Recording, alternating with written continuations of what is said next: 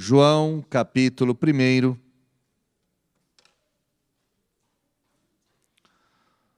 do 6º versículo ao versículo de número 14. Houve um homem enviado por Deus, cujo nome era João. Ele veio como testemunha para que testificasse a respeito da luz, a fim de todos virem a crer por intermédio dele. Ele não era luz, mas veio para que testificasse da luz, a saber, a verdadeira luz que, vinda ao mundo, ilumina todo homem. O Verbo estava no mundo. O mundo foi feito por intermédio dele, mas o mundo não o conheceu. Veio para o que era seu, e os seus não o receberam. Mas a todos quantos o receberam, deu-lhes o poder de serem feitos filhos de Deus, a saber, aos que creem no seu nome, os quais não nasceram do sangue, nem da vontade da carne, nem da vontade do homem, mas de Deus. E o Verbo se fez carne e habitou entre nós, cheio de graça e de verdade, e vimos a sua glória, glória como do unigênito do Pai. Antes de nós orarmos, é necessário nós entendermos que João, o autor desse texto, era filho de Zebedeu, irmão de Tiago, apóstolo do Senhor Jesus. João formava o grupo mais seleto dos apóstolos de Jesus, junto a Tiago e Pedro, era o círculo mais íntimo. Foi o discípulo que participou dos momentos mais dramáticos do Senhor Jesus. Esteve junto do Senhor Jesus no Getsemane. Esteve junto do Senhor Jesus na sua morte. Esteve junto do Senhor Jesus no Monte da Transfiguração. Esteve junto do Senhor Jesus na sua exaltação. João é aquele que inclinou o peito, que se inclinou no peito do Senhor Jesus na última ceia.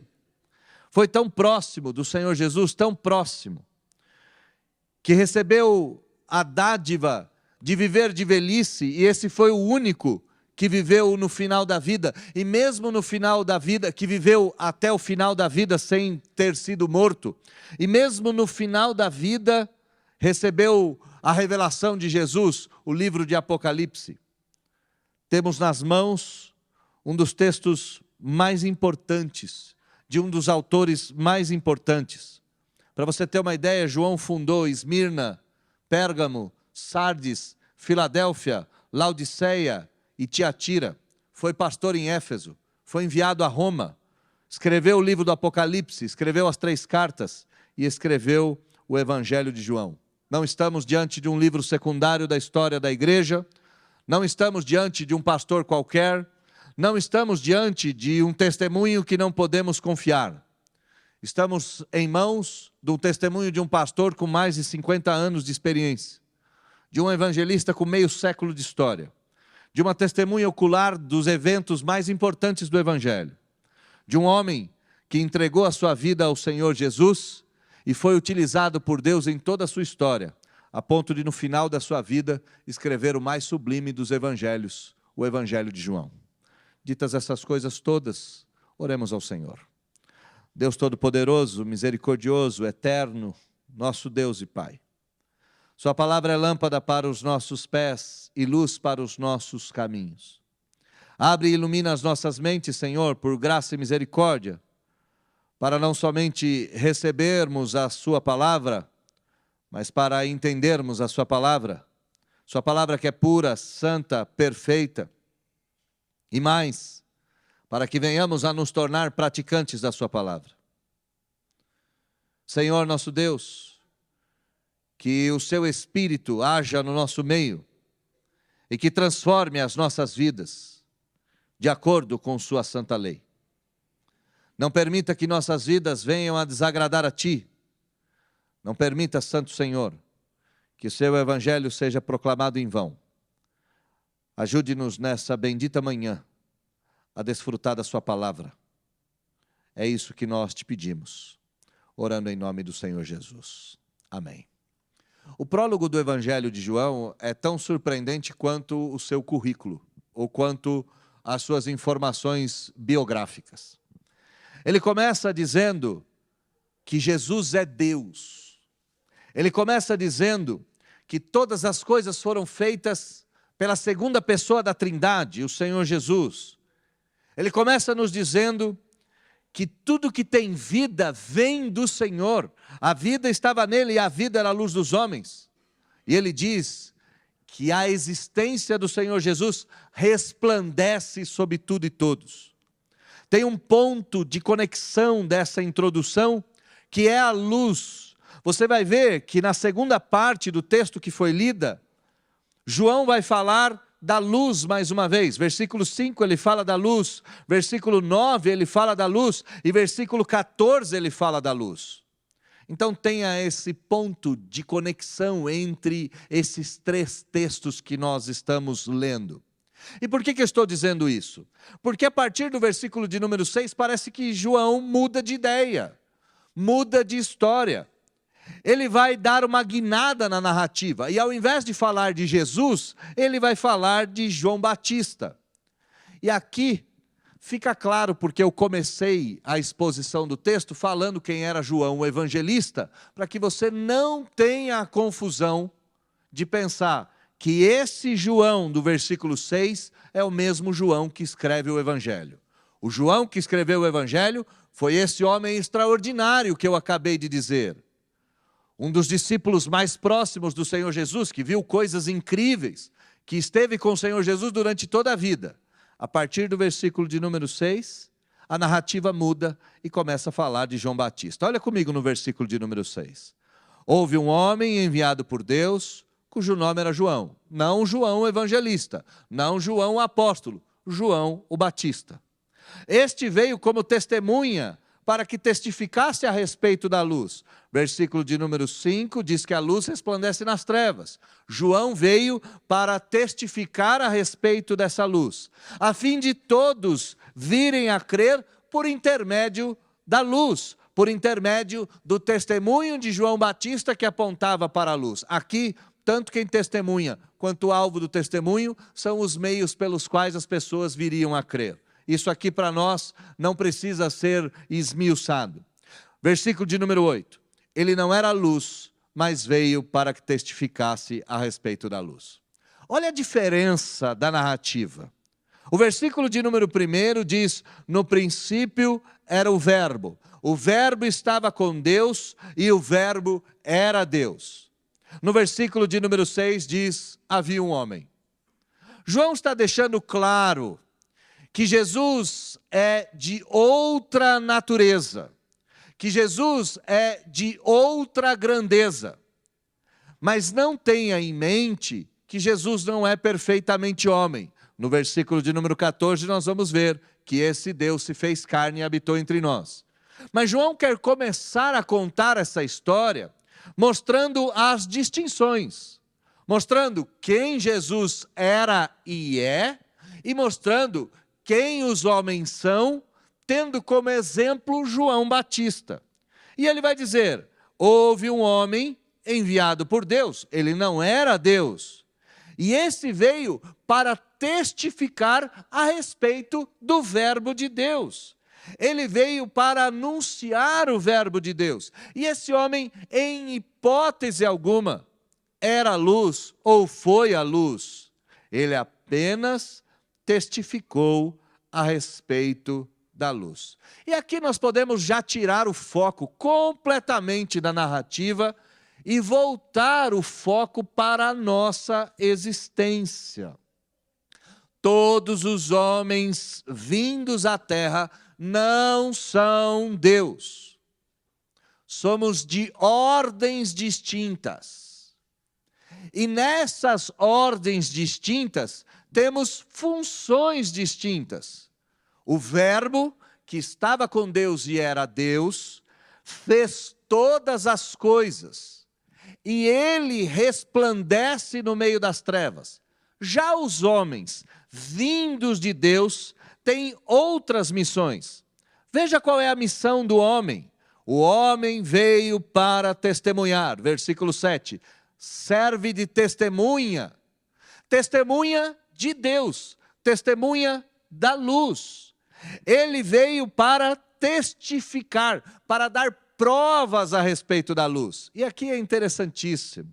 Se no versículo de número 4 diz que a vida estava em Jesus, e a vida de Jesus era a luz dos homens, e a luz resplandece nas trevas, todos aqueles que foram iluminados pela luz do Evangelho de Jesus Cristo podem testificar que a luz é verdadeira e que a luz transforma.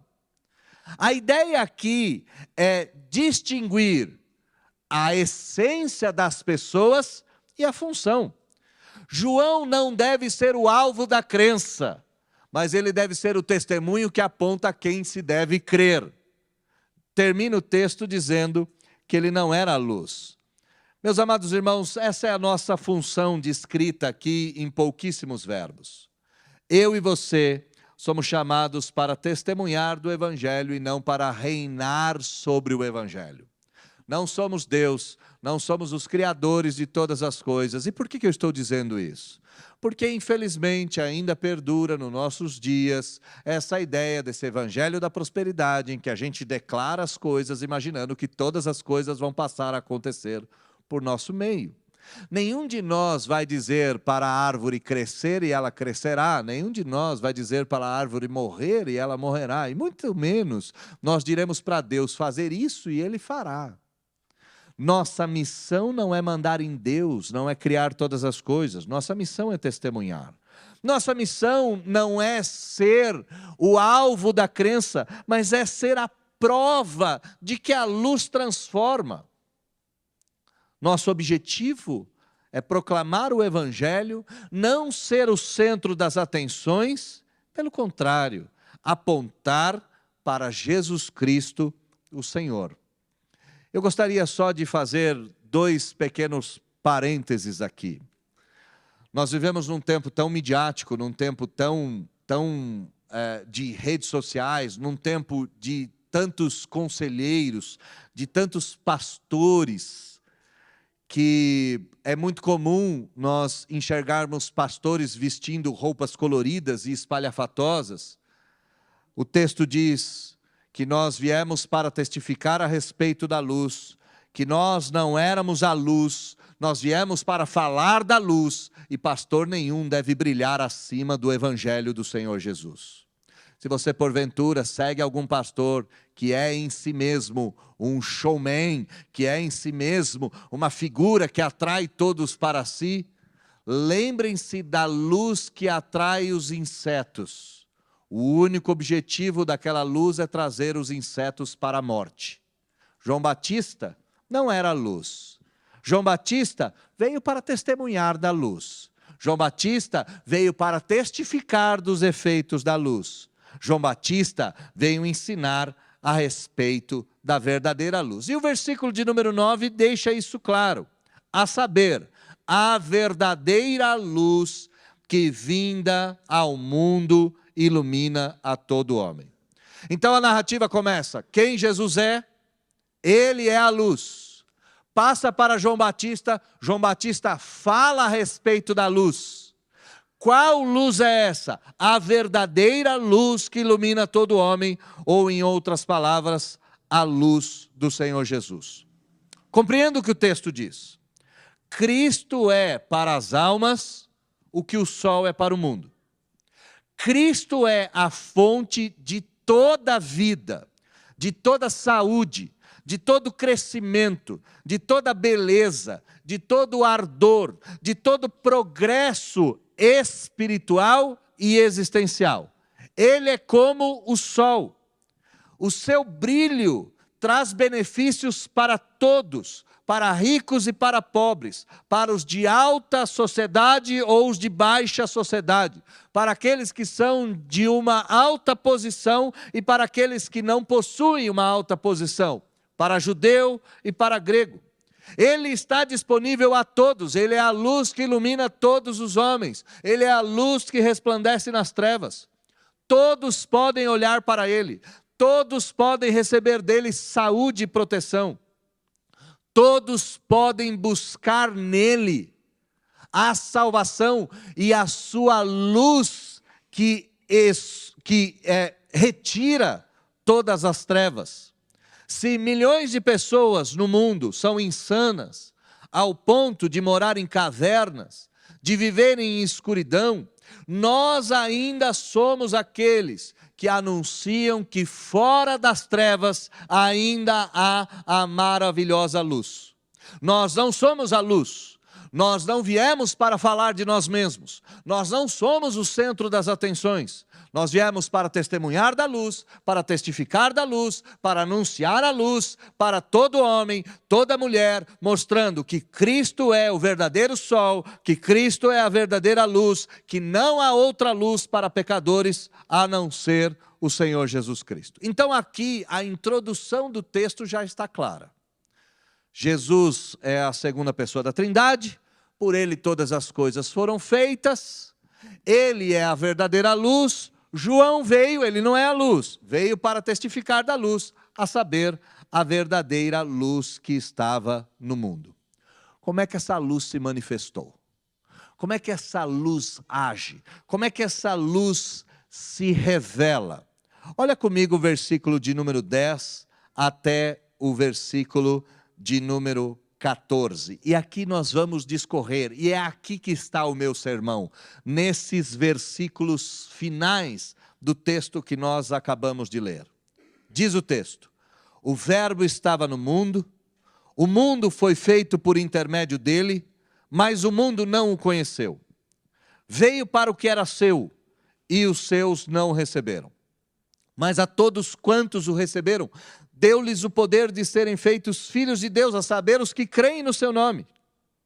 E estes, os que creem no nome de Jesus, não nasceram do sangue, não nasceram da vontade da carne, não nasceram da vontade do homem, mas nasceram da vontade de Deus. E o Verbo se fez carne e habitou entre nós, cheio de graça e de verdade. E vimos a sua glória, e vimos a sua luz, a glória como do unigênito do Pai. Um autor judeu que se converteu a Cristo, ele é um autor pentecostal, ele é um militante da teologia pentecostal. Mas por ser judeu de origem, ele vai afirmar que essa porção aqui que nós acabamos de ler, principalmente o versículo de número 10, é talvez o versículo mais triste de toda a Escritura. A verdadeira luz estava no mundo. Ele não só estava desde o princípio, não só fez todas as coisas por intermédio dele próprio, mas ele veio ao mundo. O mundo que foi feito por intermédio dele foi o lugar da sua habitação. Mas diz o versículo de número 10, que o mundo não o conheceu. Diz o texto, versículo de número 11, que ele veio para o que era seu e os seus não o receberam. Ele não ficou oculto, ele não foi como a luz guardada debaixo da cama, ele não foi como a luz escondida por meio de uma proteção, não, ele se expôs.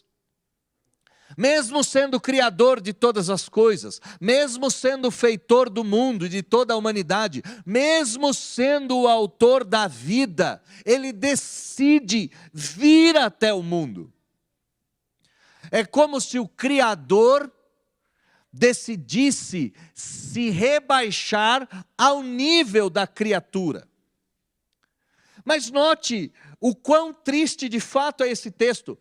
Ele, sendo o autor da vida inteira, vem para os seus irmãos de sangue, os seus conterrâneos, vem para os seus compatriotas.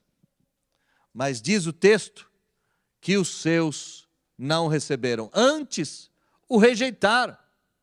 Sendo o Criador, sendo o autor da vida, sendo Deus desde antes da eternidade, ele é rejeitado, ele é maltratado, ele é tratado de forma indigna. O mundo foi feito por intermédio dele. Ele veio ao mundo, mas esse mundo o rejeita. Esse mundo o requer fora. Esse mundo diz ao autor do mundo: vá-te embora. Diz ao autor da vida: vai-te embora. Diz à luz do mundo: apaga-se e retira. E é por isso que você deve ter em mente que matar o Senhor Jesus é exatamente uma consequência direta deste versículo inicial, versículo de número 10 e versículo de número 11. Se a luz veio para os homens e os homens rejeitaram a luz, a única forma de vitória dos homens era apagar a existência da luz. E eles imaginaram que poderiam fazer isso na cruz do Calvário. Eles imaginaram que podiam fazer isso apagando a existência do Senhor. Irmãos, o texto não está nada mais nem nada menos, o que o texto está fazendo é revelando a impiedade do coração do homem natural. A impiedade do coração do homem, ela é assustadora. O homem não é capaz de ver um palmo na sua frente.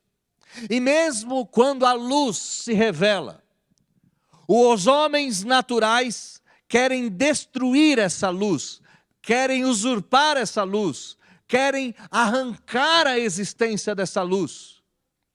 E é por isso que o homem é chamado de corrupto, e é por isso que o homem é chamado de depravado, e é por isso que o homem é chamado de rebelde, e é por isso que o homem é chamado de obstinado, e é por isso que o homem é chamado de inimigo de Deus. No princípio era o Verbo, ele era Deus, a vida estava nele, todas as coisas foram feitas por ele era a luz. Ele veio a esse mundo sendo a luz, sendo o Criador, veio para os seus, para aqueles que tinham as promessas eternas e antigas, mas esses não o receberam. Então você tem, a partir do versículo de número 12, uma abertura gigantesca de possibilidades. Veja que esse Deus, é óbvio, ele não se frustraria com a rejeição. Ele não se sentiria derrotado, ele não sairia pela porta dos fundos, chutando pedras, se sentindo humilhado, maltratado. Não. A execução do plano, então, começa a se desdobrar. E por que eu estou chamando de execução do plano?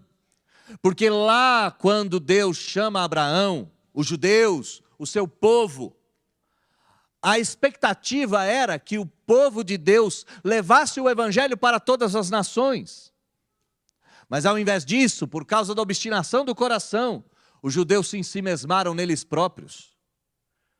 E ao invés de pregar o evangelho, eles passaram a perseguir todos aqueles que não criam nos evangelhos. E chamaram essas pessoas de gentios, chamaram essas pessoas de não judeus, chamaram essas pessoas de ímpios e infiéis.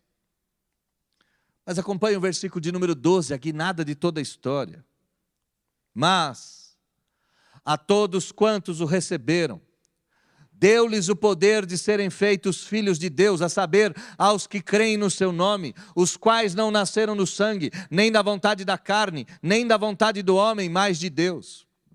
Acompanha o fluxo do raciocínio. Jesus Cristo é Deus, Criador de todas as coisas, a luz do mundo. João Batista não é Deus. Ele também não era luz, ele veio só para testificar a respeito da luz. Aqui um parênteses mostrando a diferença do homem e a diferença de Deus.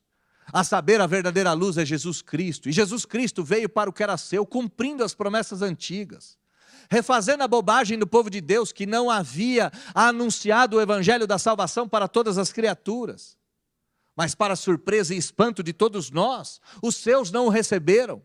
Veio para os seus, mas os seus o rejeitaram. Então os propósitos eternos, anunciados desde antes das eras, se desenrolam. Todos quantos o receberam, deu-lhes o poder de serem feitos filhos de Deus. Note que a construção do texto, às vezes, nos deixa um pouco confuso. A melhor ideia desse texto seria assim: aos que receberam, o receberam porque creram no seu nome. Aos que creram, foram se transformaram em filhos de Deus. E esses que receberam, que creram, que foram transformados em filhos de Deus, não nasceram de descendência alguma, não nasceram da vontade da carne, não nasceram da vontade do homem, não nasceram da própria vontade, mas nasceram da vontade de Deus. Veio para os seus o rejeitaram, mas então, o propósito da eleição de Deus, o ato de Deus escolher aqueles a quem Ele haveria de salvar antes da fundação das eras, aqueles que seriam salvos nem pela vontade do próprio sangue, nem pela vontade da própria carne, nem pela vontade do próprio ser, aqueles que haveriam de ser salvos, que foram escolhidos por Deus, que nasceram da vontade de Deus, passaram a crer na luz dos homens e na segunda pessoa da Trindade.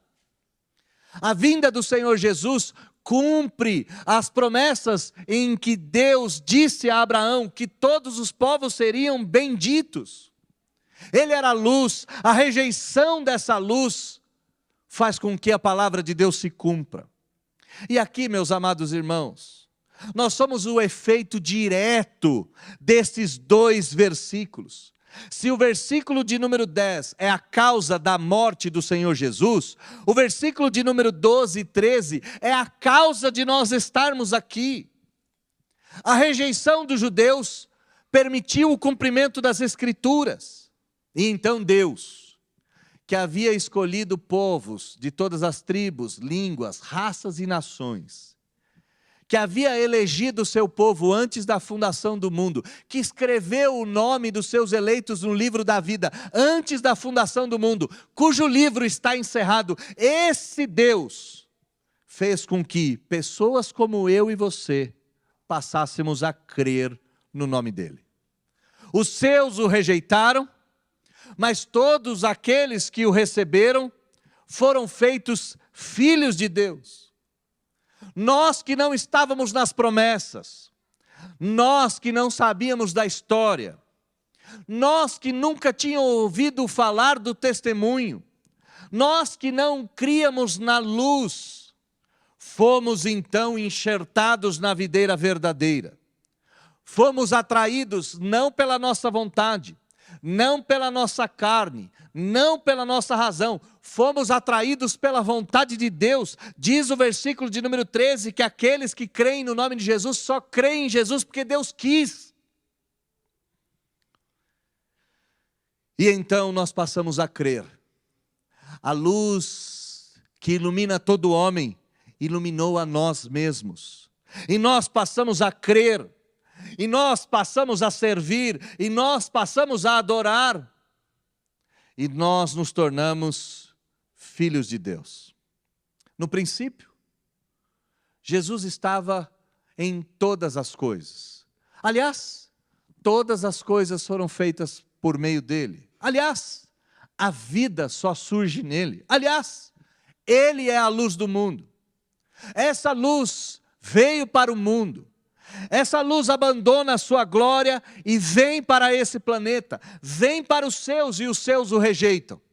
A rejeição dos judeus faz com que o cumprimento eterno das profecias se desenrole. E então, os propósitos de Deus de eleger pessoas de todas as tribos, línguas, povos e raças, começa a acontecer. E gente de tudo quanto é lugar passa a crer, passa a ver a luz, vê a luz e não se cega, vê a luz e acredita. E gente de tudo quanto é lugar passa a ser feito filho de Deus. Como é que a luz se manifestou aos homens?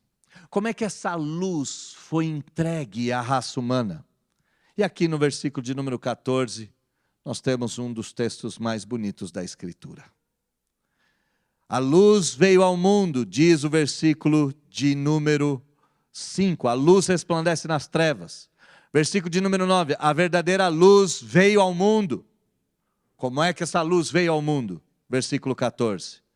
E o Verbo se fez carne e habitou entre nós, cheio de graça e de verdade, e vimos a sua glória como glória do unigênito do Pai.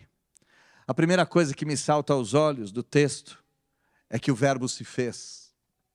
Ele não foi feito, ele se fez. Perceba o tamanho desse Criador, perceba o tamanho desse Salvador, perceba o tamanho do Deus que te escolheu mesmo você não querendo, perceba o tamanho desse Deus que ao ser rejeitado, abre a possibilidade de pessoas como eu e você do outro lado do mundo, adorarmos a Ele. Ele não se fez, não tinha uma arma apontada na cabeça dele, nada foi imposto a ele, ele se fez. O apóstolo Paulo, provavelmente tendo esse versículo em mente, diz que ele, subsistindo em forma de Deus, não julgou por usurpação ser igual a Deus, antes a si mesmo se fez, se esvaziou. Diz o texto que o verbo se fez carne. Lembra, o verbo era Deus. Todas as coisas foram feitas por intermédio dele, nada sem ele se fez. Ele era a luz do mundo, a vida estava nele. Mas diz o texto que ele se fez. Diz o texto que ele se esvazia. O Cordeiro de Deus, que existia antes da fundação do mundo, se faz o quê? Carne, diz o texto. Como que essa luz se manifesta? Essa luz não se manifesta como um eclipse solar. Essa luz não se manifesta como um segundo sol. Essa luz veio habitar conosco, diz o texto, e ela, para vir ao mundo, para vir aos seus, ela vem em carne. O esvaziamento de Jesus é tamanho, o esvaziamento de Jesus é tão grande que chega a nos constranger. Algum autor disse em algum lugar que o maior esvaziamento de Jesus nunca foi a cruz, mas o maior esvaziamento do Senhor Jesus é Ele se fazer carne. Sim, Ele se fez carne, e essa carne é semelhante em tudo à minha carne e à sua carne. É óbvio que Ele não deixou de ser Deus. É óbvio que há uma distinção entre a segunda pessoa da Trindade e João Batista, em termos de essência e em termos de função. É óbvio que há um distanciamento entre eu e você com a segunda pessoa da Trindade, mas perceba que Ele se fez carne, se colocando numa posição exatamente como eu e você somos. Suor, sono, sede, fezes, todas essas coisas foram encarnadas no Senhor Jesus. A ideia aqui é a mesma ideia que toca a mulher de Ló, lá no Antigo Testamento. Diz que ela foi feita estátua de sal, ela se transforma completamente em sal. Ele foi feito carne, é a mesma ideia. Jesus se transforma totalmente em humano. Não abandona a divindade, mas agora assume a humanidade. Ele se fez carne. E não só se fez carne, assumiu a forma humana, tornou-se semelhante de homens e foi reconhecido nessa humanidade. Se tornou como eu e você, nascido de mulher, apesar que de forma miraculosa, mas nascido de mulher. Se tornou como eu e você, passou pela infância, passou pela adolescência, na adolescência, maturidade. Irmãos, comece a entender um pouco do mistério de tudo isso. Jesus se submete ao ventre de sua mãe e se torna escravo daquela placenta. No princípio era o verbo estava com Deus, o verbo era Deus, todas as coisas foram feitas por intermédio dele, a vida estava nele, a vida era a luz dos homens, e a luz resplandece nas trevas, mas ao se encarnar, Jesus se aprisiona no ventre de Maria. Quando ele nasce então, a submissão é mais radical. Eu e você não podemos pensar que Jesus fingia quando Maria o ensinava. Eu e você não podemos pensar que Jesus fingia quando ele tinha sede e necessitava do peito de sua mãe. Não, tudo aquilo era real e profundamente real. Jesus gritava de fome e precisava do seio de sua mãe. Quando sua mãe balbuciava palavras, assim como qualquer criança, ele não entendia o que sua mãe dizia. Ele se fez carne de tal maneira que reduziu a sua capacidade para a capacidade de um homem e começou a aprender as coisas como todo homem aprende. Pensa comigo, o autor da vida ensinando ou aprendendo a dar os primeiros passos, aquele que fez o homem um bípede, aquele que fez o homem alma vivente, aquele que pegou o homem do barro e colocou o homem para andar, para correr, se submete de tal forma à humanidade que precisa de um pajem para dar os primeiros passos.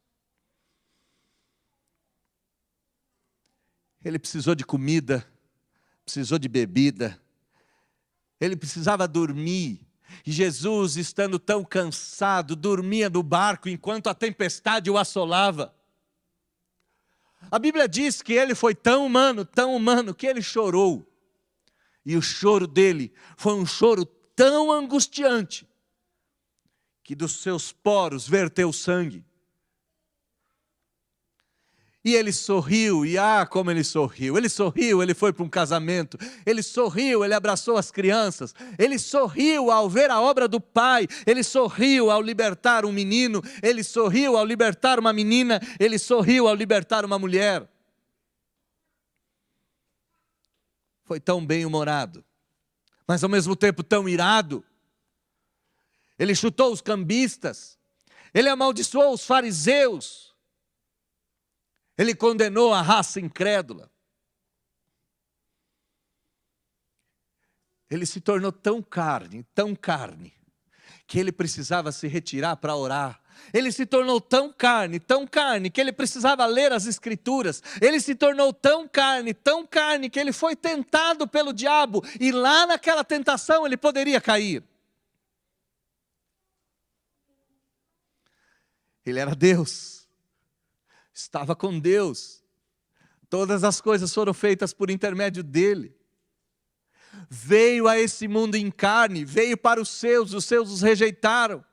Os seus, ao invés de abraçarem, o rejeitaram. Então o propósito da eleição expande e pessoas de todos os lugares passam a ser enxertadas. E essa vinda do Senhor não foi numa vinda real, foi numa vinda humana. Foi numa vinda submissa, foi numa vinda que era possível de queda. Pedro diz, não se achou pecado em sua boca, significa que ele poderia, assim como eu e você, se desdobrar, se perder, se amaldiçoar. O autor aos Hebreus diz, nós temos um sumo sacerdote que reconhece as nossas limitações, porque ele foi tentado em todas as coisas, contudo não pecou. Esse talvez seja o maior mistério do cristianismo. Esse talvez seja o maior mistério de toda a fé cristã. O grande Deus veio para os seus o receberam. Todos os quantos o receberam foram chamados filhos de Deus. E essa vinda fez com que o grande Deus se fizesse de carne. E essa carne habitou no nosso meio. O credo da Calcedônia nos diz algo que tenta esclarecer isso. Diz, fiel aos santos pais, todos nós, perfeitamente unânimes, ensinamos que se deve confessar que um só e mesmo Filho, nosso Senhor Jesus Cristo, é perfeito quanto à divindade, mas é perfeito quanto à humanidade. É verdadeiro Deus e verdadeiro homem, constando de alma racional e de corpo, consubstancial, segundo a divindade, a Deus, e consubstancial, segundo a humanidade, a nós. Em todas as coisas, semelhante a nós, excetuando um só ponto, ele nunca pecou. Gerado segundo a divindade, antes dos séculos pelo Pai, e segundo a humanidade, por nós e para nossa salvação, gerado da Virgem Maria, da Mãe de Deus, um só e mesmo Cristo, Filho, Senhor, unigênito, que se deve confessar em duas naturezas inconfundíveis, duas naturezas imutáveis, duas naturezas inseparáveis, duas naturezas indivisíveis. E essa união não anula essas naturezas, pelo contrário, a natureza divina permanece intacta, a natureza humana permanece intacta. Um só Filho, Deus Verbo, Vero Dei, Deus Homo, Jesus Cristo, anunciado pelos profetas, anunciado por João Batista, crido por todos nós. Mas continua olhando o texto. A Bíblia diz que o Verbo se fez carne. E essa carne decidiu habitar entre nós. Essa carne decidiu se aproximar de nós. Essa carne decidiu ser um de nós. O Senhor Jesus Cristo poderia ter vindo como Rei do universo. Ele poderia ter vindo como Rei do planeta Terra. Ele podia ter vindo até mesmo como Rei dos judeus. Mas diz o texto que ele nasceu numa estalagem, do lado de fora de uma estalagem, num dia qualquer. Diz a Bíblia que ele não tinha berço e foi deitado na manjedoura. Diz a Bíblia que ele não tinha onde reclinar a cabeça. Diz a Bíblia que ele habitou entre nós, entre os mais pobres. Mesmo sendo Deus, mesmo tendo feito todas as coisas, mesmo sendo a luz que irradia para todos os povos, que elimina as trevas, mesmo sendo tudo, diz o texto que essa luz se manifestou da maneira mais humilde. Mas note que ela não perdeu a luminosidade em momento algum. Olha comigo o versículo de número 14. Ele continuou cheio de graça, cheio de verdade e cheio de glória. Irmãos, esse é o texto, acho que mais incrível. Esse é o texto, acho que mais profundo. Esse é o texto que mais descreve a obra de Cristo em nosso favor e a obra de Cristo em toda a sua glória. Ele sempre foi a luz, ele sempre foi a luz. João Batista nunca chegou perto dessa luz. Era uma fagulha. João Batista só anunciava a luz, e é claro que ele fez isso. Quando ele viu Jesus, ele diz: eis o Cordeiro de Deus, não sou eu, tem outro que é maior do que eu. João Batista não estava sendo piegas, não estava sendo falso, humilde, quando ele disse: eu não posso desamarrar as sandálias dele, eu não tenho dignidade para isso. Ele estava sendo sincero, ele não era a luz, ele nunca foi a luz. E essa luz se manifesta como um menino, se manifesta como um adolescente, se manifesta como um bebê, se manifesta como um homem, e um homem qualquer. Os seus conterrâneos o rejeitaram, cuspiram no seu rosto, blasfemaram o seu nome, esmurraram a sua carne. Mas isso fazia parte do projeto. Ele tinha que ser rejeitado para que pessoas como eu e você recebêssemos o evangelho da graça. O evangelho tinha que chegar a todos os povos. Essa luz não poderia ser mais detida por meio de um só povo, por meio de uma só raça. Mas mesmo se humilhando tanto, mesmo se rebaixando tanto, mesmo assumindo uma natureza tão perversa como a minha e sua, tão finita, tão frágil, a pandemia mostrou o quanto nós somos frágeis, tão frágil, tão miserável, mesmo assumindo isso, diz a Bíblia, que ele não perdeu um só aspecto da sua graça, ele não perdeu um só aspecto da sua verdade, e toda a glória do Pai foi vista nele. Ele não deixou de ser a luz dos homens. Ele não deixou de ser a luz que João Batista testemunhou. E digo mais, meus amados irmãos, nesse exato momento em que nós estamos, Jesus continua sendo a luz do mundo, a luz que resplandece nas trevas. Mesmo em carne, ao lado de Deus Pai Todo-Poderoso, Jesus continua cheio de graça, cheio de verdade, cheio de glória. E aqui nós temos uma inflexão que ela é definitiva. Diante de tudo isso que foi dito, que Ele é Deus, que os homens não são deuses, que Ele é a luz, os homens não são a luz, que essa luz continua brilhando, mesmo em carne, mesmo se fundindo a nós. Essa luz continua brilhando, mesmo se humilhando, essa luz continua irradiando. resta a nós duas possibilidades. E dessas possibilidades, todo o nosso futuro é estabelecido. Jesus, mais uma vez, vem a nós.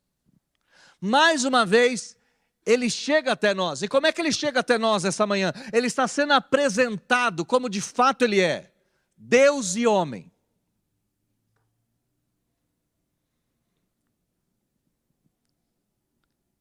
E Ele mais uma vez vem para os seus conterrâneos. Não para os conterrâneos judeus, mas para os conterrâneos humanos. Não mais para uma raça, agora Ele vem para uma espécie. Ele vem para os seres humanos. Como homem, Ele vem para os humanos. Ele vem para os que são seus. O grande Deus é apresentado mais uma vez diante dos seus iguais, diante dos seus comuns, diante daqueles que suam, que têm sede, que têm fome, que dormem, diante daqueles que são seus iguais. E aqui está o ponto de inflexão. Que se daqui por diante, nós, como os primeiros conterrâneos do Senhor Jesus, rejeitarmos a sua presença, seremos rejeitados também por toda a eternidade. Nesta manhã, Jesus é apresentado pela segunda vez no Evangelho de João. Nesta manhã, Jesus é escancarado em toda a sua dimensão pela segunda vez. E aqui Ele é apresentado como seu parente, como seu igual, como seu companheiro de humanidade. E duas escolhas nós podemos ter. Ou nós o rejeitamos, como Ele foi rejeitado da primeira vez, e nos vemos com Deus no último dia, ou, segundo o versículo de número 12, nós o recebemos como nosso Deus e Salvador. A nossa igreja não faz apelos, a nossa igreja não faz nenhum tipo de emoção nesse sentido. A nossa igreja não apaga a luz, não coloca um teclado melodioso aqui para que você se sinta emocionado. A nossa igreja expõe o texto e diz: esse é o Senhor Jesus, este é o Senhor Jesus. Ele se esvaziou para salvar pecadores. Ele se transforma em um como você. E hoje Ele está aqui. E Ele vai ser visto não só no sermão, mas Ele vai ser visto na ceia também. Ele está aqui. E a grande questão é uma só. Rejeitá-lo é dar conta da própria vida. Aceitar o seu sacrifício é ser salvo pela vida do nosso Senhor e Salvador. Aqueles que o rejeitam, rejeitam seu sacrifício. Aqueles que o aceitam são chamados de filho de Deus.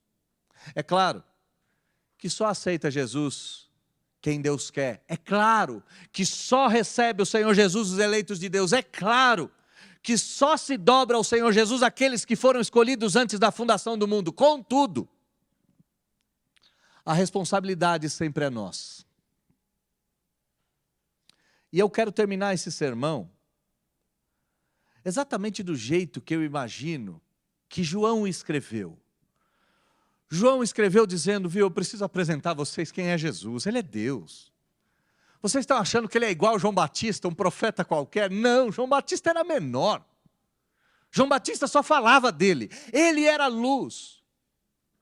E vocês acham que ele foi rejeitado e ele se sentiu humilhado e ele ficou chorando no canto? Não, a rejeição fazia parte do projeto de salvar todo tipo de gente, pessoas de todas as raças. A rejeição não é humilhação, a humilhação é ele ter vindo em carne. Mas em carne ele continuou cheio de graça, cheia de glória e cheia de verdade. Por isso então, ou se rendam a ele ou se oponham a ele. E isso vai definir o seu destino eterno.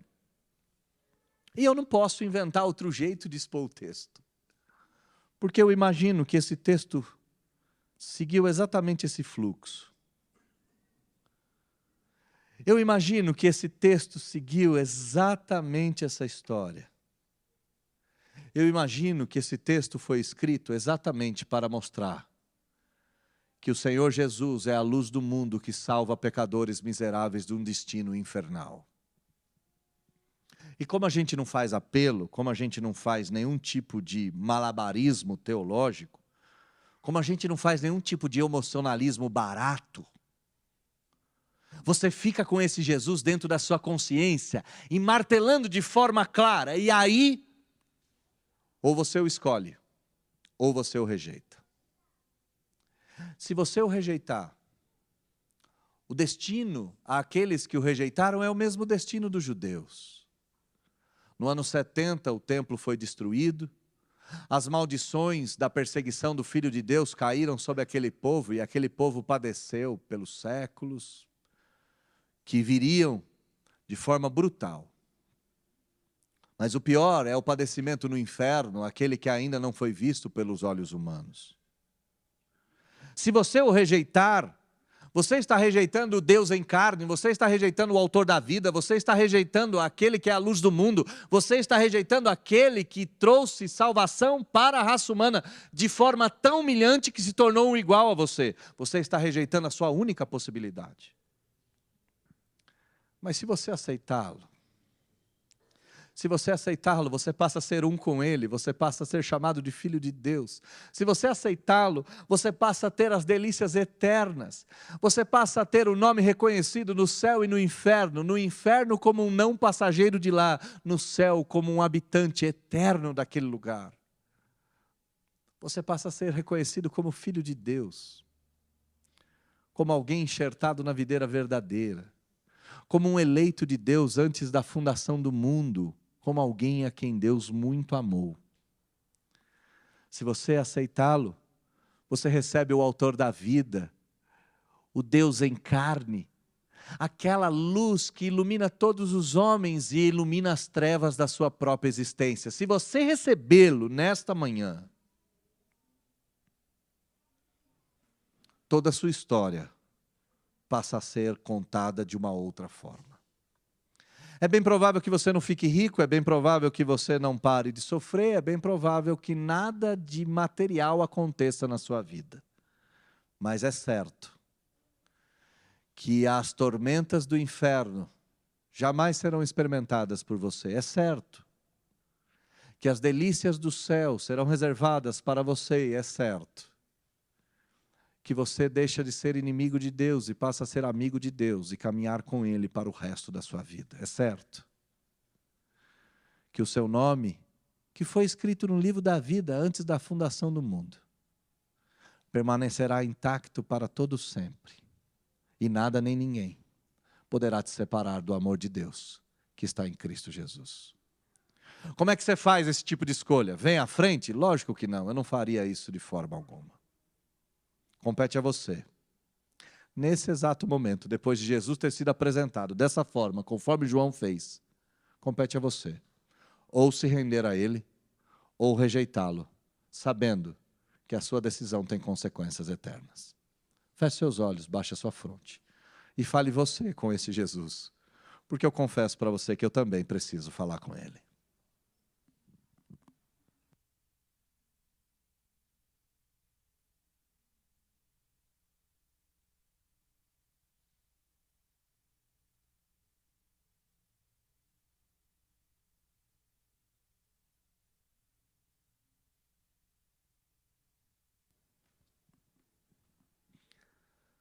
Às vezes eu esqueço que o Senhor é Deus. Às vezes eu esqueço que todas as coisas foram feitas pelo Senhor e que a vida que existe nesse planeta só existe por quem Tu és.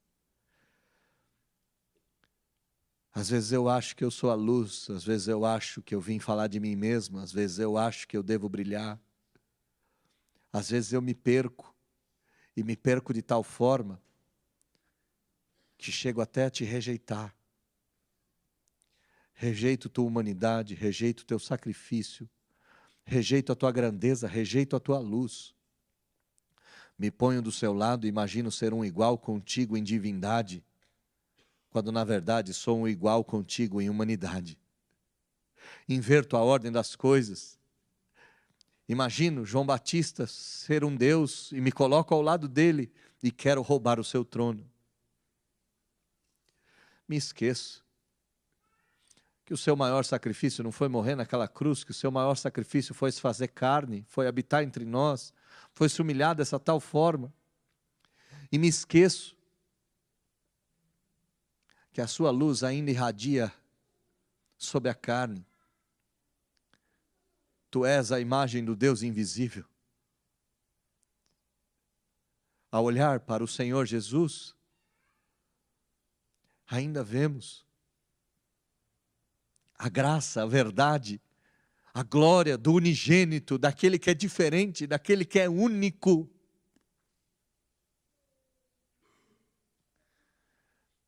E João, o evangelista, por meio da sua pena, João, o apóstolo, por meio do seu escrito, nesta manhã me lembra mais uma vez das distinções que estão na mesa. E me lembra mais uma vez que se eu rejeitar a luz do mundo, como eu tenho feito, e eu não faço de boca, eu faço de prática, é isso que é pior. Se eu rejeitar essa luz, o que está em jogo é minha eternidade. E ó Deus, nessa manhã eu quero reiterar aquilo que eu já fiz há tanto tempo, e eu já fiz tantas vezes, e fazia tanto tempo que eu não fazia. Eu quero receber o Senhor Jesus e o seu sacrifício mais uma vez na minha vida. Eu quero não ser eu, o Deus em carne, mas eu quero ser filho de Deus.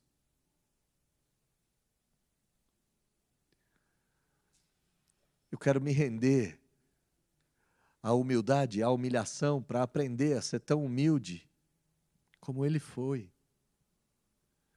Eu não posso me colocar numa posição acima do Senhor, não tem como. Então, humildemente, nessa manhã, exposto ao verdadeiro Cristo, Deus e homem, escancarado na minha frente, eu quero me render mais uma vez aos seus pés e te aceitar como meu único e suficiente Salvador. Eu quero isso para a minha vida. Eu quero só testemunhar e testificar do Evangelho e da sua grandeza. Não quero mais falar de mim. Quero me pôr no meu lugar. E a continuidade do texto é tão assim, né? João Batista se põe no seu lugar de tal maneira. É isso. Eu quero deixar de ser parecido com os judeus. E quero me tornar parecido com os crentes. Não quero ser descendente de Abraão pelo sangue, mas quero ser descendente de Abraão pela fé.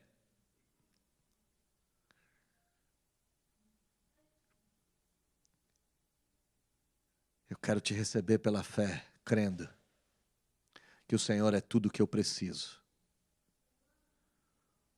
Não só para esse mundo, mas para toda a eternidade. Eu te recebo como meu único e suficiente Salvador mais uma vez, nessa manhã. Eu oro em nome de Jesus.